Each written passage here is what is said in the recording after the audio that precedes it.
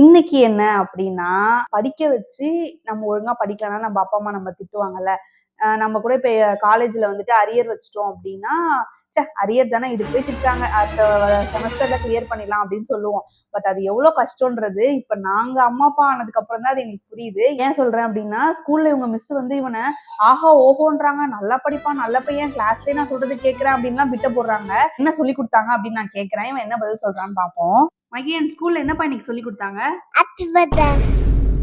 1,00,000 நீ பார்த்த 1,00,000 ஃபீஸ் கட்டி இவனை ஸ்கூலுக்கு அனுப்புனா டெய்லி என்னடா சொல்லி கொடுத்தாங்கன்னு கேட்டா எப்ப பாரு ஹாப்பி பர்த்டேன்றான். ஆனா இவங்க மிஸ் கிட்ட போய் கேட்டா சூப்பரான பையன், மகிழன் தான் ஆன்சர் பண்ணுவான், சொல்றதை கேட்பான்னு பில்டப்பா கொடுக்குறாங்க. இவங்க கிட்ட வேற ஏதாச்சும் கேட்டு பார்ப்போம். சரி, உங்க மிஸ் பேர் என்ன? இதெல்லாம் நல்லா தெரியுது. சரி, இங்க எதுக்குப்பா ஸ்டார் போட்டிருக்காங்க? ஹாப்பி பர்த்டேக்கு யாராவது ஸ்டார் போடுவாங்களா? எதுக்குப்பா ஸ்டார் போட்டிருக்காங்க? இதெல்லாம் நல்லா தான் பண்றான். ஆனா என்னடா சொல்லி விட்டான்னு கேட்டா பதில் சொல்ல மாட்டேங்கிறான். பேரண்ட்ஸோட அருமை பேரண்ட்ஸ் ஆனதுக்கு அப்புறம் தான் புரியுது. நீ சாப்பிடு ரசா சாப்பிடு.